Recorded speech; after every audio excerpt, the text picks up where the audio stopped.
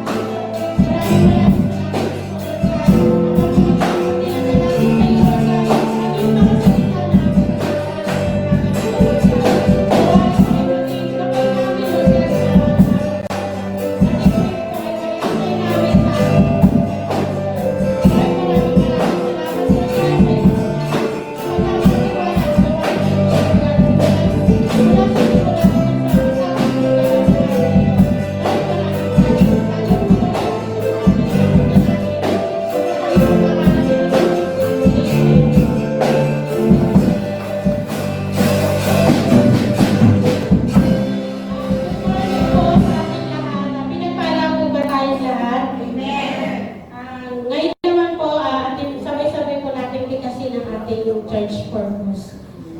Living worship,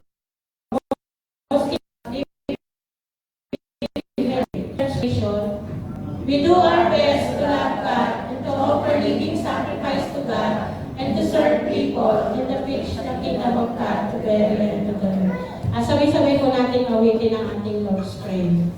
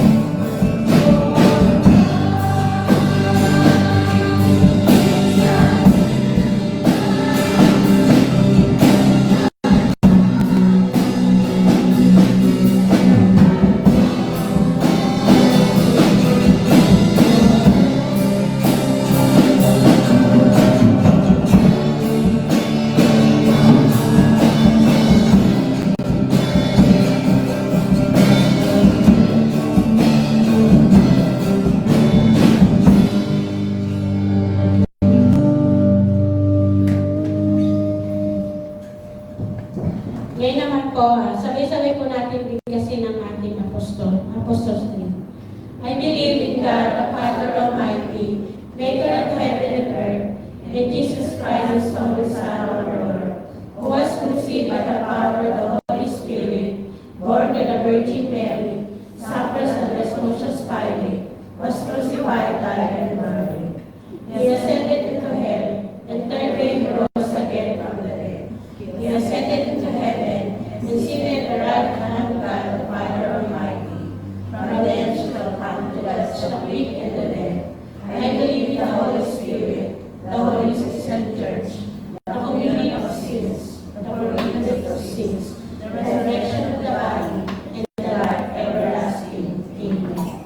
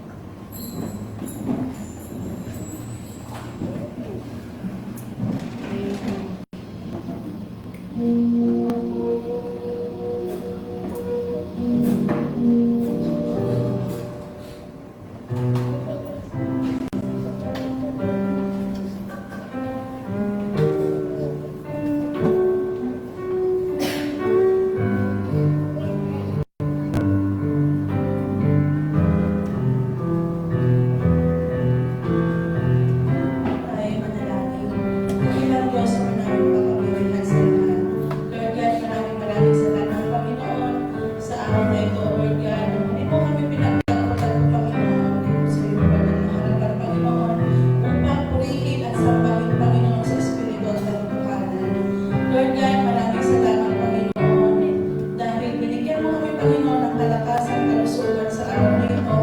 At ikaw, Panginoon, ang kumilos sa lugar na ito, Panginoon Diyos, ng iyong banal na Espiritu, Panginoon, at iyong banal na presensya, Panginoon Diyos, ang siyang patuloy na kumilos sa aming kalagitnaan, Panginoon. Lord God, dalangin ko, Panginoon Diyos, ang aming pagpupuri, Panginoon Diyos, na samahan mo, Panginoon, ang aming song leader, backup, Panginoon Diyos. Gayon din po, Panginoon, ang aming mga manunugtog, Panginoon. Lord God, bigyan mo sila, O Diyos, ng karunungan, kaalaman, katalinuhan, O Lord God, para sa kanilang pagtutugtog, Panginoon, ay ikaw ang maitaas at maparangalan namin sa oras na ito, Panginoon Diyos. Kumilos ka, Panginoon, sa marasap ka, Panginoon Diyos, sa aming mga puso, Panginoon, sa pamamagitan ng aming mga awitin na inihanda para sa iyo, Lord God. Maraming salamat, Panginoon Diyos. Ito po ang aming samot namin sa pangalan ni Jesus. Amen.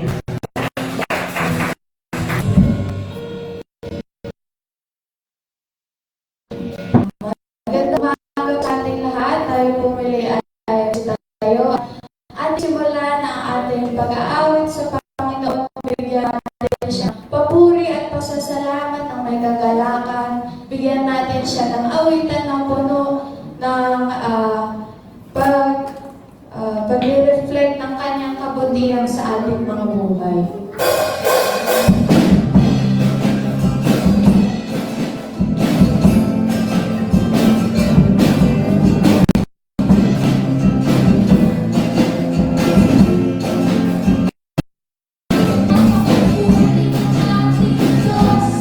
Sa trabaho, napakabuti ng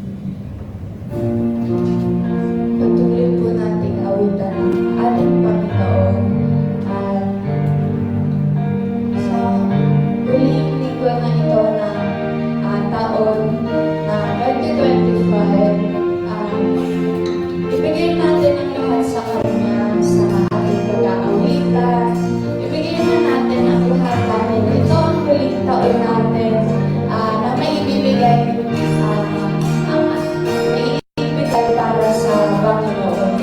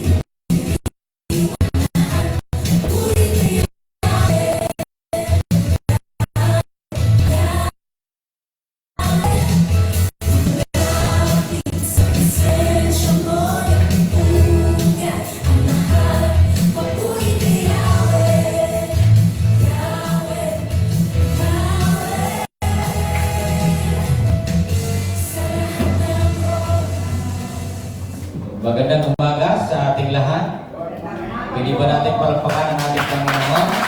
At maging sa mga sumusubaybay, welcome po sa gawain. Masarap bang bawi? Amen! So alam po niyo yung awitin natin, yung napakabuti ng ating Panginoon, and then yung na hindi siya nagbabago.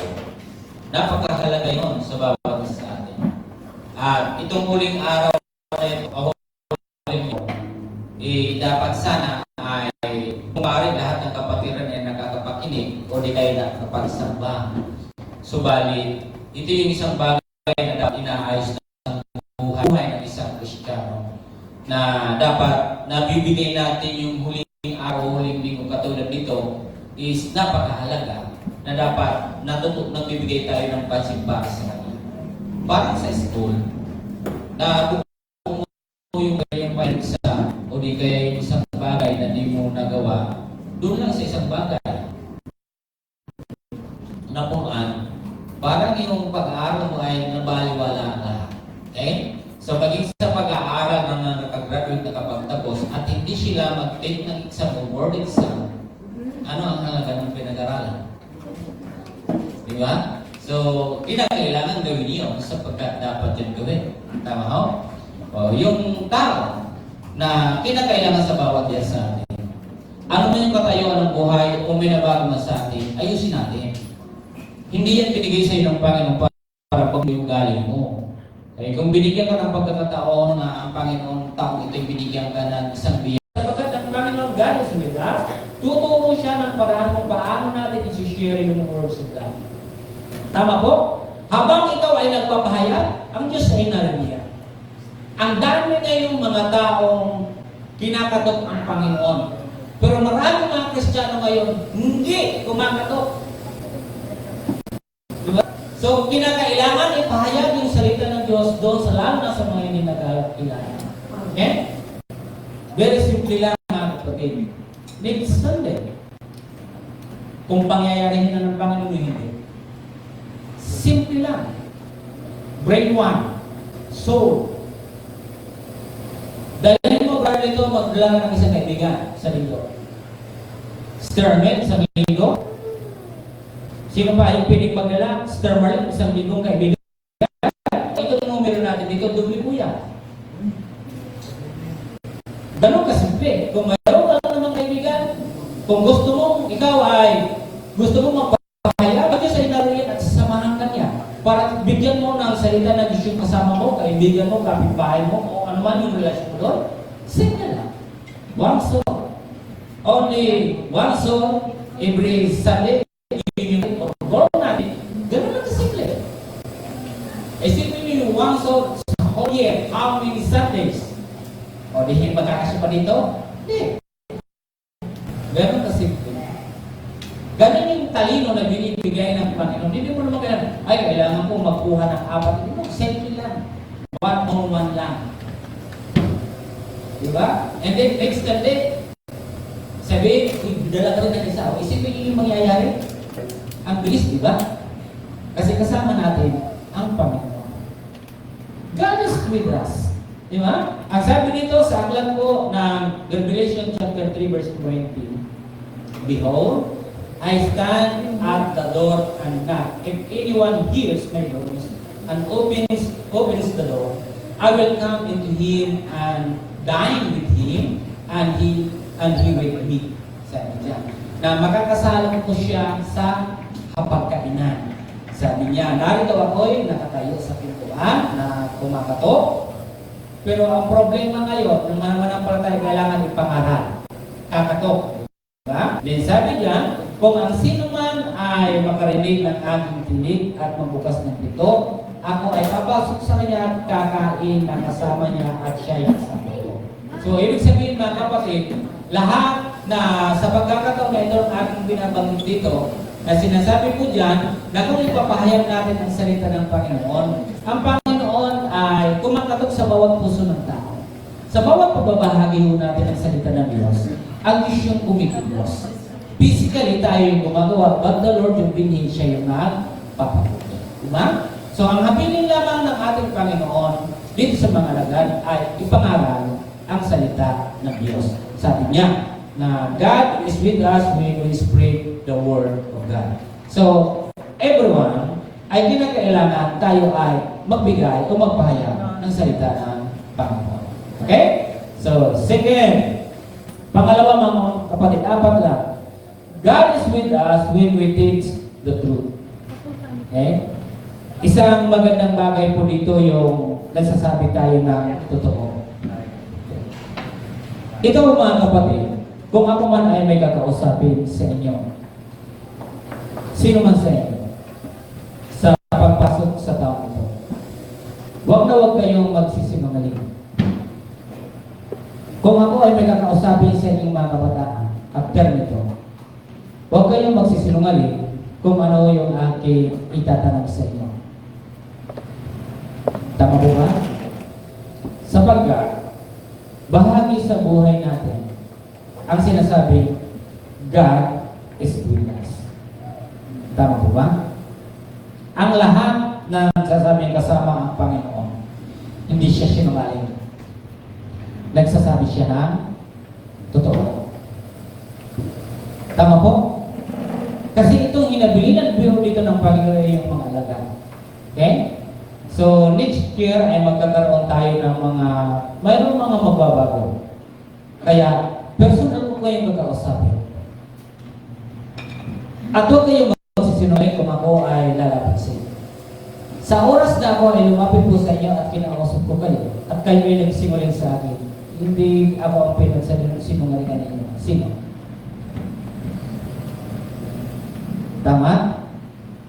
Lahat ng Kristiyano ay dapat nagsasabi ng totoo. Amen ho? Hindi dapat kailanman na tayo ay namumuha sa kasinungalingan. Tapos sasabihin mo, kasama mo ang Panginoon. Tapos hindi ka naman nagsabi ng totoo. And then ipinagmamalaki mo, nakasama mo at mahal mo ang Panginoon, tapos hindi ka naman nagsabi ng totoo. Di ba? Hindi maganda yun. Tama po? Kaya sabi dito mga kapatid sa aking babasahin, sabi 45:18. Sabi niya, the Lord is near to all who call upon Him, to all who call upon Him in truth. Diba? Sabi niya, the Lord is near to all who call upon Him, sabi po siya.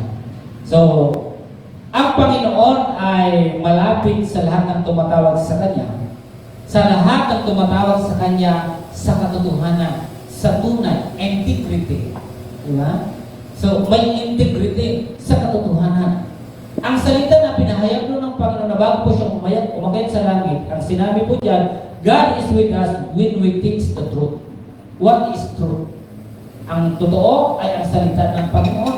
Sabi natin kanina, ay dapat ipahayag yung salita ng Panginoon. Pagkatapos pagpapahayag ng salita ng Panginoon, malalaman nila ang katotohanan. Kapag hindi po napahayag yung salita ng Diyos, paano mamuhay yung tao sa katotohanan? Kung hindi makarating yung salita ng Diyos doon sa mga tao, paano sila makapamumuhay sa katotohanan? Puro lang sa kasinungalingan. Alam niyo mga kapatid, masakit ang totoo. Pero kung ito yung makabubuti, kailangan sabihin talaga yung totoo para mamulat ang tao. Tama po? Lahat dito ay lagi ko kayo sinasabihan. Mas maigi na magsabi ng totoo kaysa magsinungaling. Alam ko po, ang kausap ko kung nagsisinungaling o nagsabi ng totoo. Tama po? Madali lang naman pong alamin kung nagsasabi siya ng sinungaling, kung nagsasabi siya ng totoo. Kaya dito mga kapatid sa binanggit dito, sa talata, God is with us when we teach the truth. Mga kapatid, sasamahan ka ng Panginoon kapag nagsasabi ka ng totoo. Isipin niyo magsisinungaling ka, hindi sabihin mo kasama mo ang Diyos. Pagbabasa ng Biblia, even in our church, kasama namin ang Panginoon, mahal namin ang Panginoon. And then, ganun yung ginagawa mo. Nagsisinungaling ka. Di ba? Kasi ang salita ng Diyos, pag pinangaral mo siya, malalaman ng tao yung katotohanan. Pero kung hindi po natin ipanangaral, paano malalaman ngayon ng tao yung totoo? Di ba? Kaya yung buhay natin ngayon, mga kapatid, harapin natin yung taon ng 2026 sa katotohanan. Nangangaral, nakikinig sa salita ng Panginoon. Kapag hindi tayo nakikinig, kaya ulitin ko, kapag ang isang tao ay walang pumuntin sa heart, ang hirap turuan. Hirap turuan. Ito, kapatid. Sa bahay natin, mayroon tayong mga rules. Tama? In your school, may rules. In your company, may rules. In our church, may rules. So, iba-iba po yan rules. Ang isang bahay, pag walang rules, pangit at magulo. Kasi walang sinusunod. Tama?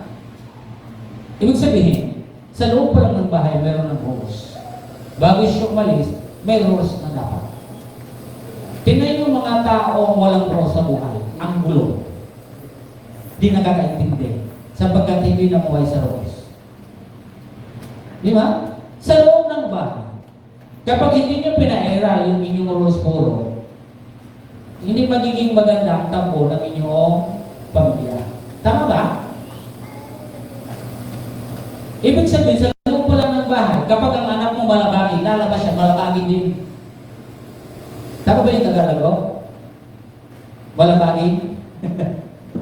Kung sila ay sumusuway doon pa lang sa rules nyo, di malayo dahil hindi nyo po nakukontrol, maging doon sa labas, saan man mayroon doon, kung saan siya pumunta, di rin po siya. Hindi, ganun din po yung kanya gagawin. Kasi hindi nyo kaya siya, hindi nyo patupad sa kanya. Di ba? Dito mga kapatid, ang gusto natin, na tayong lahat, mamuhay tayo sa mga Diyos. Tama po? Doon sa batas ng Panginoon, hindi yung totoo. Hindi yung layunin ng Panginoon, lahat tayo mamuhay sa totoo. Amen? Okay. So, pangatlo, mga kapatid, God is with us when we follow His will. Kasama natin ang Diyos kapag sinusunod natin ang Kanyang kalooban. Napakalaki yung contradiction nito sa kalooban ng tao, kalooban ng Diyos. Minsan kadalasan, alin po yung nananakit? Brother Michael, kalooban ng Diyos o kalooban ng tao?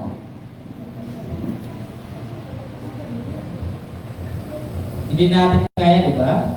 Laging ginagawa natin yung kalooban natin, yung gusto natin. Isa na kasi meron kaming ganito. Paliwan mo na yun, ito na lang muna yung gagawin.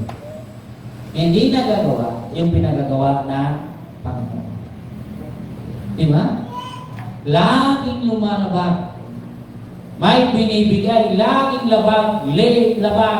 Laging lang ganon. Huwag niyong ipagmamalaki yung pagiging gawa na huwag nakagawa kayo ng masama. Ako yung ganon. Alam niyo yung masama yan, huwag niyo nang ipagtanggol. Tama po? Huwag niyo nang ipagyaman. Kung may nagawa man ganon, ay ako si ano, ginaganito ko lang yan. Huwag niyo ipagyayabang kasi Kristiyano kayo. Si Pastor ay hindi yan makaano sa ganito. Huwag niyo ipagmayabang yan. Mali yan. Masama yan. Ano? Masama yan. Hindi yan tama. Pag alam niyo masama, huwag niyo ipagmayabang. Pag alam niyo tama, ipagmayabang niyo. Diba? Sabi niyo pag tama. Di ba? Ay, hindi niya ako kaya pasunodin ng ganito. O si, hindi mo kaya pasunodin, hindi mo kaya pasunodin, di wala tayong magagawa, ayaw mo sumunod. Di ba? Obey always the commandment of Jesus. Obey always the commandment of God. Amen po? Mga tao na nagsabi na God is with us, pero hindi kayang sumunod sa kalooban ng ating Panginoon. Diba sabi dito, sa talata, sa pangatlo natin, Matthew chapter 7, 21-23. So, basahin po natin. Basahin natin, ano? Okay, sabi dyan, kulang lang Sister Maxine, hanggang 21 lang ata yan. Sa Matthew 7, 21. Ayan. Not everyone who says to me, Lord, Lord, will enter the kingdom of Amen. Ang daming tumatawag ngayon eh. Mas maano ka pa, malilito ka pa nga eh. Akala mo talagang maka-Diyos talaga.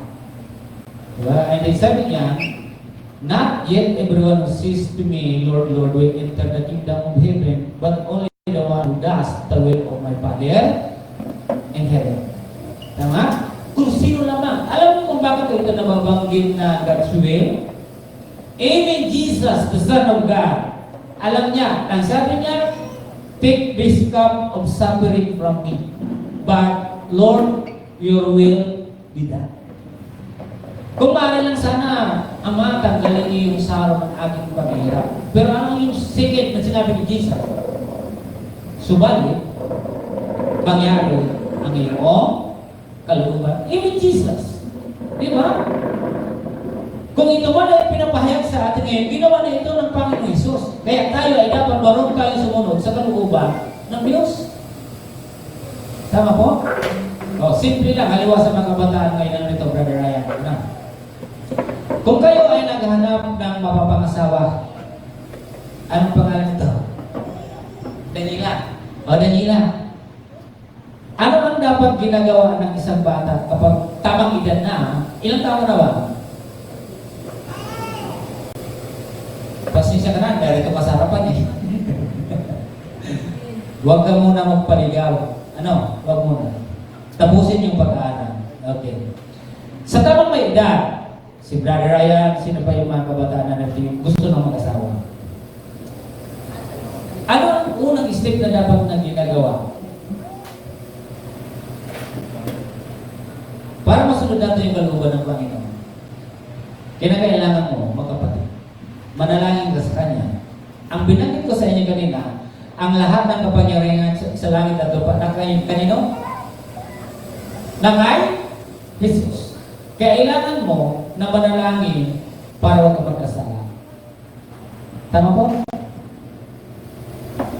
Kasi kung yun yung kalooban ng Panginoon para sa iyo, ibibigay niya sa iyo at hindi ka gagawa ng pagkakasala sa isang babae o lalaki. Bakit ko po yung nasabi? Ano ba yung sinasabi natin? Importance of God is with us. Tingnan niyo lahat ng mga kapag, hindi lahat ha, pero karamihan. Kabataan ngayon pag may relationship, ano kadalasan nangyayari sa kanila? Wala na po kayong relationship na makikita ka na kung hindi ginagawa yung babae o lalaki. Tama ba sa Biblia? Oo, yan. Minsan yung iba. Dahil hindi pinapanalangin mo na ano nangyayari. Nagkakaroon ng kasalanan. Nakakagawa ng masama. Ako, hindi ko pa kayang sabihin sa aking mga anak na ay kayo magpaligaw na. Hindi yung aking layunin. Ang layunin ko, magtapos kayo ng pag-aaral. Hindi ko kayang gawin pa yun sapagkat bata pa sila. Kung may trabaho kayo, sige, mamuhay kayo kasi pag dumating ang araw, yung bata at magkaroon ng problema, sino po ang sasagot? Sa dami ng mga magulang ngayon, sa totoo lang, mga kapatid, makikita niyo sa paligid, sino lagi yung mayroong problema? Hindi yung bata. Ang may problema ngayon, magulang. Ang hindi lang doon. Minsan, nagkakahiwalay sapagkat bata pa. Minsan, pinapahiral kasi yung ating mga kagustuhan. Kung ayong hangat ng ating katawan yung gusto lagi mangyari, hindi natin kinukonsulta sa Panginoon. Diba? Napakahalaga yung pagkonsulta sa ating Panginoon para ibigay yung nararapat. Pero minsan, pinapangunahan natin, ayaw natin na ang issue magbigay. Kasi ang ibibigay sa iyo ng Panginoon, ayaw mo. Hindi gwapo. O, di ba? Ang hinahanap mo, iba eh. O, Brother Michael, di ba? O. Kaya tayo, mga kapatid at kaibigan, lagi natin hanapin yung kalooban ng Panginoon. And then, ano po yung natapos ko na bang basahin? Verse 23. 23. Then I will, ano yan? Ano na yan? Tama. Then I will announce to them, I never knew you. you, depart from me, you lawbreakers. Kayong mapagawa ng masama? Yung mga hindi sumusunod, lawbreakers. Di sasabihin mo ngayon, God is with us. Hindi. Di ba? So sabi dito sa ating pangatlo, ito yung ating pangatlo mga kapatid, sabi niya na not everyone calls me, Lord, Lord, will enter the kingdom of heaven. Okay? God is with us when we follow His way. Obey. Di ba? Sumunod tayo. Sumunod po tayo doon sa kalooban ng Panginoon. Kapag pinapailan po natin yung kalooban natin, lagi tayo napupunta doon sa napapasama yung ating sitwasyon. Okay? So, ito yung habilin ng ating Panginoon. Ano po? So, yung una, ipag-aral yung salita ng Diyos. And then, kinakailangan para masabi natin na ang Diyos ay kasama natin ipag-aral. And then, yung pangalawa ay pagkasama natin ang Panginoon ay andoon tayo sa katotohanan. Nagsasalita tayo. Ano yung katotohanan? Yung salita ng Panginoon. And then, the third is kinakailangan ay sundin natin yung kalooban ng Panginoon. Okay? Ang panghuli, God is with us when we put His commandments into practice. Alam niyo mga kapatid, ang kagandahan ng nagsabi siya, ginawa yan ng mga alagad. Paano mo naman nasabi? Kung hindi yan ginawa, hindi tayo ngayon nakikinig at hindi ako nagpapaya. Ganun ang simple. Ganun ka-epektibo yung words ng Panginoon. Yeah? So mula noon, nung nagsabi siya, pinahayag ng mga apostol, baging kina Pablo, hanggang sa kasalukuyang panahon ito, ibig sabihin, ang salita ng Panginoon ay nagpatuloy po siya. Hanggang dumating sa atin ngayon, nakikinig kayo, nagsasalita ko. At minsan, ako na may makikinig sa inyo, kayo na may magsasalita. Tungkol sa salita ng Panginoon. Sabi niya, God is with us when we put His commandments into practice. Napakahalaga na ginagawa po natin yung salita ng Diyos. Pag hindi po natin ginagawa, sayang. Di ba? Sabi dito, kanina, narinig ko yung dalawa, si Maxine at saka si Naomi. Hindi lang ko umimik. Hindi na ako kukuha sa inyo kung sino, basta sila na lang. Pero alam kong mayroon din kayo, kaya sila talaga ikunin ko na muna. Ano? Kanina, sabi ni Naomi, ay, makakapag-ano na ako, about giving yan. Sabi niya. Kasi sila, nasasanay na sila, noon pa ba, nasanay na talaga sila magbigay. Sa baon nila, so, na-start na, umpisahan na nila na sila magbigay. Sabi ni namin kanina, ay naku, makakabawi ako sa Panginoon. Alam niyo kapatid, para sa akin masaya na nagagala tayo pag nagbibigay. Kasi sabi ko po dito, God is with us when we put His commandments into practice. About giving lang ito makikita. Sabi ni Naomi, sabi ni Sure, nakabili ka nga ng books, sa pang-times, wala ka. Sabi niya, pili lang ko Naomi. Pero alam ko yung dalawa, parehas po sila na bibigay. At sila ay nagpapaalalahan na naman. Okay? So, yung words na yon, doon ko natakto na ang gandang words na binanggit na sabi doon na, ikaw nga, bumabili ka ng books, tapos pang-times, wala. Ayun mga kapatid, minsan, sa buhay natin, may mga bagay tayo na nauna natin, pero never tayo naglagay yung para sa kanya. Kaya napakahalaga yung God is with us when put His commandment into practice. Kung ano yung nakikita kasi sa magulang, yun din yung gagawin na mga anak. Isipin nyo, nagpapabili na kayo ng cellphone, pero sa oras ng panahon ng pagbibigayan, wala ko yung nabigay. Hindi ba? Oh. Nakabili na kayo ng isang sakang bigas, pero sa Panginoon, wala kayo nila. Ito ay aral natin lahat. Okay. Aral ito sa atin lahat. Lahat tayo. Sa isang bagay lang ito ang tinutukoy. Pero sa iba pang mga parte ng buhay natin, na kinakailangan na sabihin, put His commandment into practice. Yung mga words na binibigay sa atin, napakaraming words kong binigay ng Panginoon. Dapat atin yung gawin, isagawa. Hindi lang sa salita, hindi lang dapat lumabas talaga siya sa ating buhay. Tama po? Yung hindi natin nagawa ngayon, gawin natin, ayusin natin. Kung hindi mo siya napapractice, sundulan natin ngayon.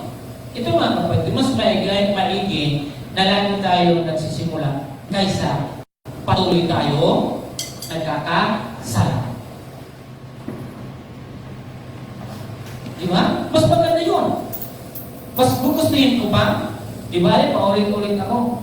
Ang importante lang, wala akong magpatuloy sa pagkakasala. Di ba? Kaya sabi niyo mga kapatid, sa binabanggit natin, God is with us when we put His commandment into practice. Basahin natin. Balikan ko po yung binasa natin kanina. Always obey His commandments. Sabi dyan sa talata, sa John 14:16 to 17, ito po yung napapaloob. Sabi niya, if you love me, keep my commandments. Kailangan is put into practice. Kung mahal mo ang Panginoon, sige, patunayan mo kung mahal mo ang Panginoon. And then, sabi niya, and I will pray the Father, and He will give you another helper, that He may abide with you forever. And the second thing, the Spirit of truth whom the world cannot receive, because it neither sees Him nor knows Him, but you know Him, for He dwells with you and will be in you. Sa Tagalog, napakaganda yan ang kapatid, kung may Biblia kayo. Tama? Ang ganda po niya sa Tagalog. Sabi niya, kung ako inyong iniibig, ay tuparin ninyo ang aking mga utos. Put into practice. His commandments. Diba? Kinakailangan, ginagawa po natin yun. And then sabi niya, sa Ama at kayo ibibigyan niya ng isa pang katulong upang siya ay manahan sa inyo magpakailanman. Ang spirito ng katotohanan na hindi natatanggap ng sanglibutan, sapagkat hindi siya nakikilala o ang nakikita o nakikilala man niya, ngunit nakikilala niya siya sapagkat siya ay nananahan sa inyo at sa inyo. Pag sinabi natin God is with us, nananahan siya. Kaya, every time na mayroong kang gagawin, lalo na pag mayroong kang gagawin, hindi tatama sa Panginoon, magkakaroon ka ngayon ng konsensya. Yung buhay. Dahil ang Espiritu ay doon.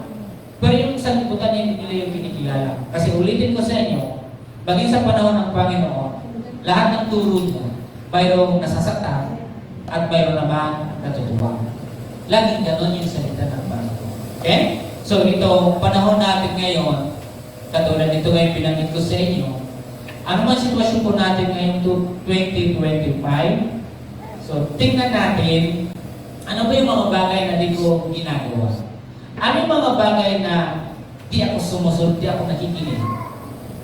Okay? Ito yung panahon na dapat natin pag-nilay-nilayan. Baka meron na talaga akong nagawa hindi maganda sa kabila ng pagpapakita sa akin ng Diyos ng kabutihan, pero iba yung aking tingin sa kabutihan na pinakikita niya. Diba?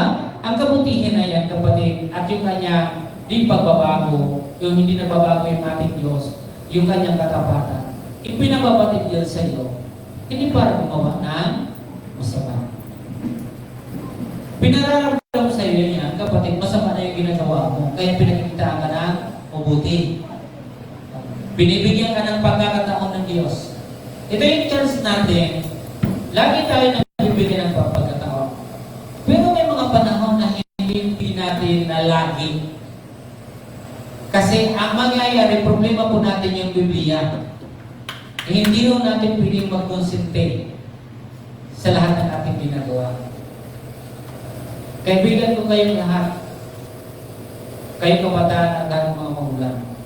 Pero sabi tungkol sa Biblia, mga kapatid, ang ating gawin ay sumunod po dito. Wala tayong magagawa.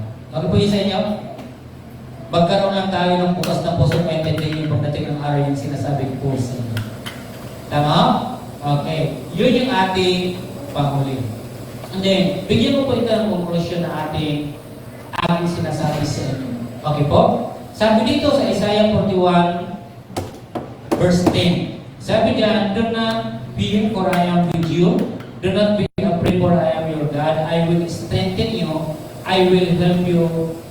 Will hold you onto you with my righteous right hand. So ang Panginoon, pagpasok nito, kahit hindi magpasok, nandiyan naman talaga siya, na hindi naman tayo dapat matakot. So ang Panginoon ay may promise na tayo ay kanyang sasamahan. Dahil sinabi natin kanina, kasama natin ang Diyos, hindi lang 2025, maging pagdating na 2016 hanggang sa katapusan. Okay? Then pangalawa, Hebrews 13 verse 5. Your life should be free from the love of money. Sino po sa inyo yung nagmamahal ng pera? Mahal niyo ba yung pera? Mahal niyo yung pera? Yes. Diba? Mahal niyo yung pera? Sabi niya, your life should be free from the love of money. Be satisfied with what you have, for himself has said, I will never leave you or forsake you. Kinakailangan po na sa binabagay niya na maging kontento tayo kung ano ang mayroon ka ngayon. Tama po? Ang mga tao ngayon sadyang maibigin sa salapi. Pag maibigin ka na sa salapi, ang dami mong kaaway. Diba? Ang daming ngayon nagmamahal sa pera. Pero yung mga nagmamahal ng totoo sa Panginoon ay kumunti. Dapat tayo ay mahalin ang Panginoon. Sapagkat sabi niya, hindi ko kayo kailanman pababayaan o iiwan man, di tayo iiwan ng Diyos. Tama po? Okay. Panghuli, Hebrews 13 verse 8. Jesus Christ is the same yesterday, today, and forever. Okay? So ang Panginoon, matapos man to, ang Diyos ay naririyan pa rin. Matapos yung 2026, susunod, andyan pa rin ang Panginoon. Tama? So lagi niyong isipin, ang Diyos ay laging naririyan sa atin. Nung panahon, sinabihan niya, at sa ngayon, ang Panginoon ay nais niya tayo tulungan. Kung natulungan niya po yung mga alagad, maging ngayon, ang Diyos ay gusto niya tayo tulungan. Tama po? So makinig sa salita ng Panginoon. Ano po? Kung ano man yung abilin, ay gawin natin. Tayo ay itong panahon natin, panahon na pagtanggap sa mga bagay na kung mayroong mali, na dapat ayusin, tanggapin na natin yun. Okay? Para maging maayos tayo mga Kristiyano. Tagasunod ng ating Panginoon. Tama po? Happy New Year sa bawat isa. Dahil tapos na po yung Christmas, then Happy New Year po. And then sa kailan po yung ating year end is coming 31. So 31 ay iniimbitahan po ang lahat ng isa sumusubaybay, kaibigan nyo, papuntahin nyo para ma-encourage sila. Okay? Sa pag-aawitan, sa mga spiritual na mga kaibigan. So let us pray. Lord, maraming pong salamat sa oras po at sinasanggunin po namin sa iyo, Diyos, ang aming mga buhay. Tulungan niyo kami, Panginoon God, lalo sa panahon namin ngayon. Itong mga bagay na marahil mayroon kayong nakita sa amin na di sang-ayon sa mga buhay namin itong taong ito. Tulungan niyo kami makita namin, mapalitan namin ito, Diyos. Yung makakatulong, yung mapapahusay yung aming buhay, Panginoon. Salamat at pagpalain niyo ang bawat isa sa tayong pangalan ni Jesus ang lahat ng salita. Amen. Wala, Sister Janet po.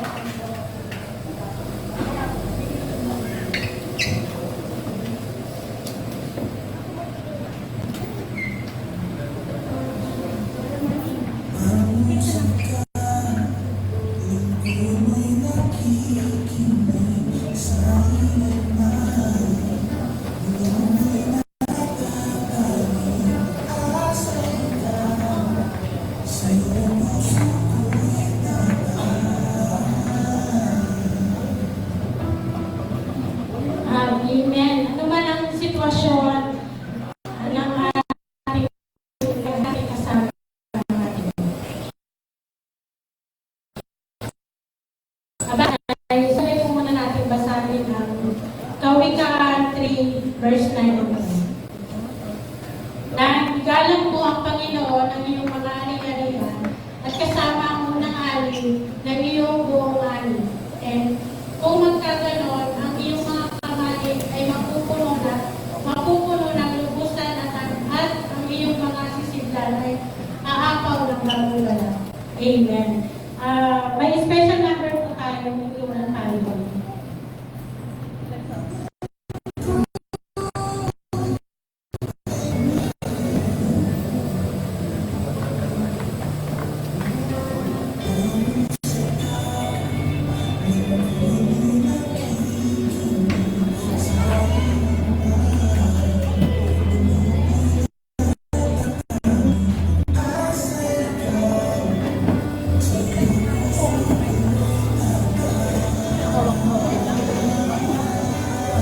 Hindi ka na mag-birthday.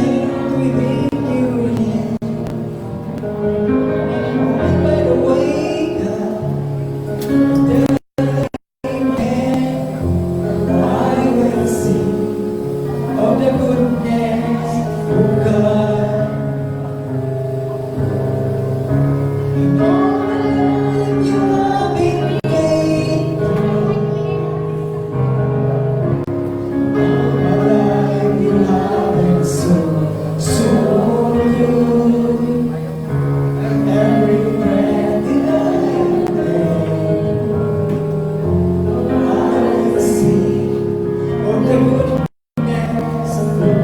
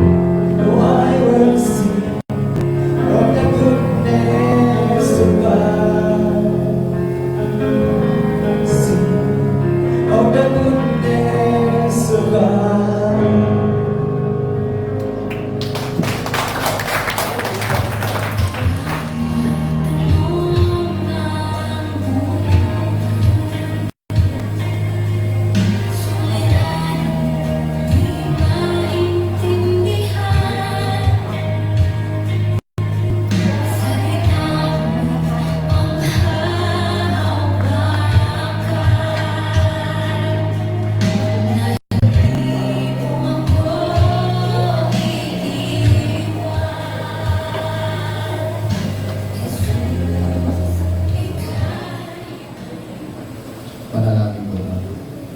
Lord Diyos Ama, salamat po sa paggabay niyo sa amin na kami po'y nakarating sa inyong mananataan ng maayos. Salamat Lord sa mga biyaya at pagpapala na ito'y isang pumunahing ng aming pamilya. Lord, ito po ang aming ikapo dahil sa ito piling.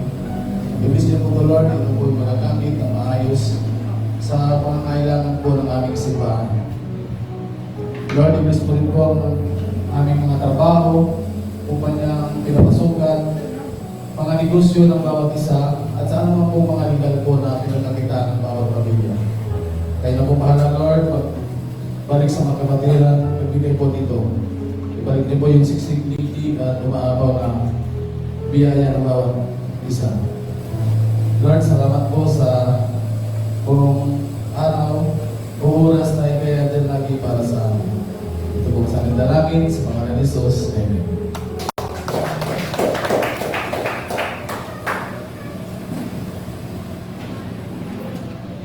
Tayo po'y muling magsindayo at ating pong muling awitan ng Panginoon.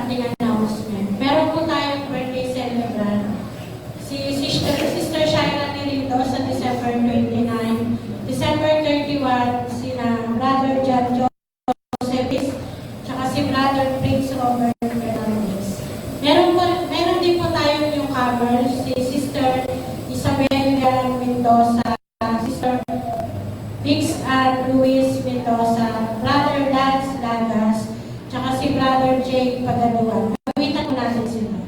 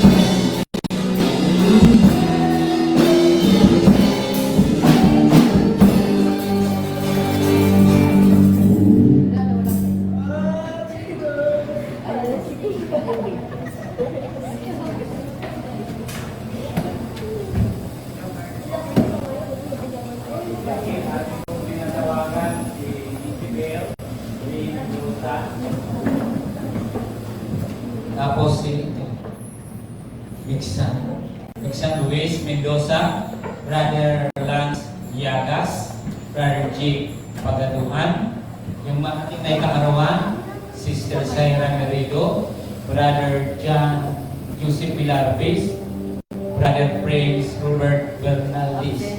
Ang gaganda ng mga pangalan na ito. Welcome sa gawain Brother Jake. Si Brother Jake, pamangkin ni, ano pangalan ng Esther Jupin? Bilapit sa pamangkin. Happy birthday. Happy birthday. Happy birthday. Salamat sa pagdala. Salamat. Tara, maganda tayo. Ano ba ka? Sila. Sige, tayo'y manalangin sa kanila. Yung may kaarawan, sama-sama yung may kaarawan. Yung ating bisita. Ilan ba yung kaarawan natin? Dalawa lang ano, kayo wala si ano? Asan si Prince? Ha? Sa bahay? Sige tayo manalangin. Sa may kaarawan muna, ano? Panginoon, aming dinalangin si Zaira, si John, Joseph Milapis, maging si Brother Prince, Panginoon. Salamat sa kaarawan ng mga batang ito, Panginoon.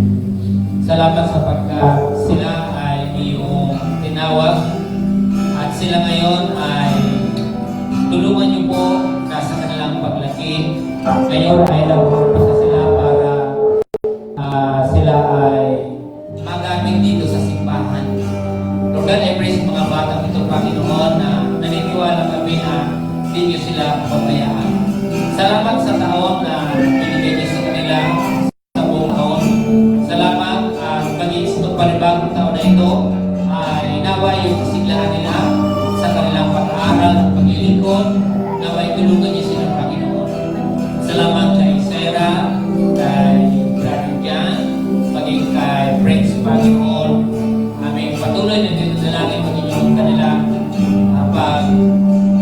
pamumuhay nila sa kanilang murang isipan na ipaunawan niyo po sa kanilang lahat, Panginoon, ang salita ninyo. Tulungan niyo sila na maglingkod na maayos, maglingkod na kayo lamang, Panginoon God, ang patuloy na itinigas ng buhay nila. Salamat po ng marami. Maging sa aming mga kasama, mga bisita, si Isabelle Mendoza, si Vixen Luis, Brother Lance Diagas, at Brother Jim. Salamat, Panginoon, sa kanilang pagdalo at patuloy ko din ang nalangin na yung kanilang pag-iinip at salita ninyo ay magbigay dito ng lakas spiritually na patuloy sila na hanapin at maglingkod sila sa iyo. Naway pangunahan niyo silang lahat at naway hindi lang ito na makita namin sila, kundi sila ay magpatuloy sa paglilingkod, Panginoon. Maraming salamat sa lahat ng nandito sa harapan. Ikaw na po ang pangunahan sa bawat isa. Sa tayong pangalan ni Jesus. Amen.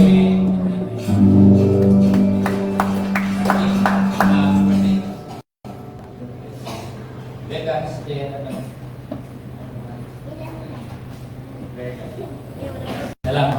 Yung matangkad si Brother King, lagi po siya umatid na doon ang ating simbahan. Salamat.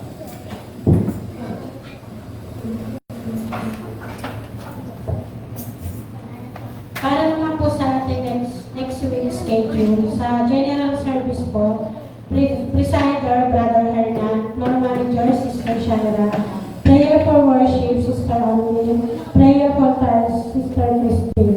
Sa music team naman po, song leader, Sister Noemi, backup, Sister Juby, Sister Bilhin, Sister Shaira, drums, Brother Gian, guitar, Sister Jamaica, Sister Lisa, keyboard, Sister Maxine, lead operator, Brother JJ, Brother Ray, technical operator, Brother Anna, Brother Ernie, feeding, Nerito family, special number sa Wigan family. Dito po nagtatapos ang ating gawain. God bless po and Happy New Year.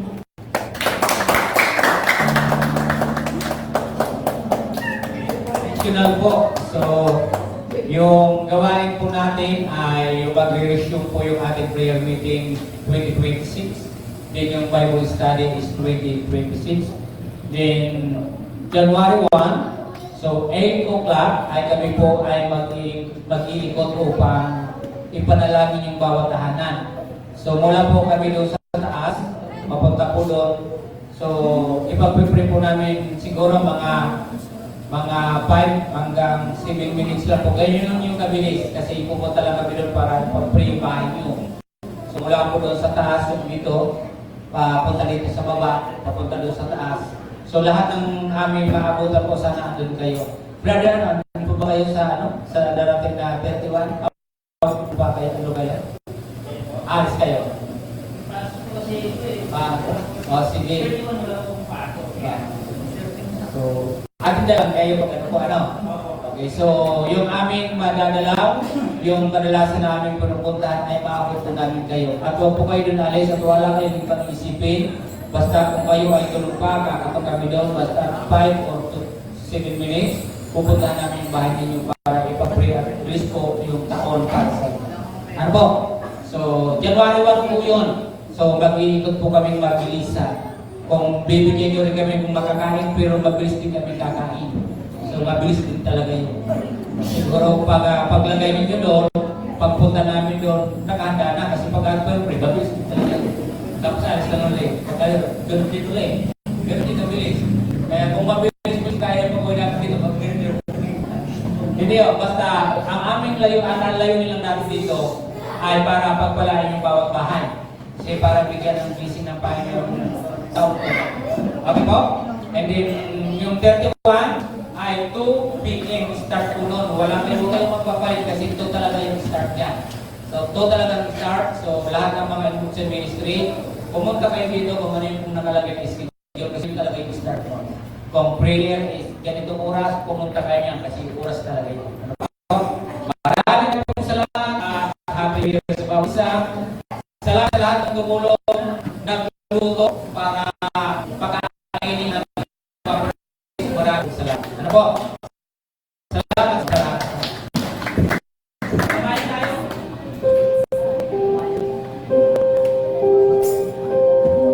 Sa mga magpapatotoo po sa year-end, si Brother JR, si Sister Bernalyn po, si Sister Almir, Sister Joey, at si Sister... Ayun po, tapos sabihin na lang po ulit.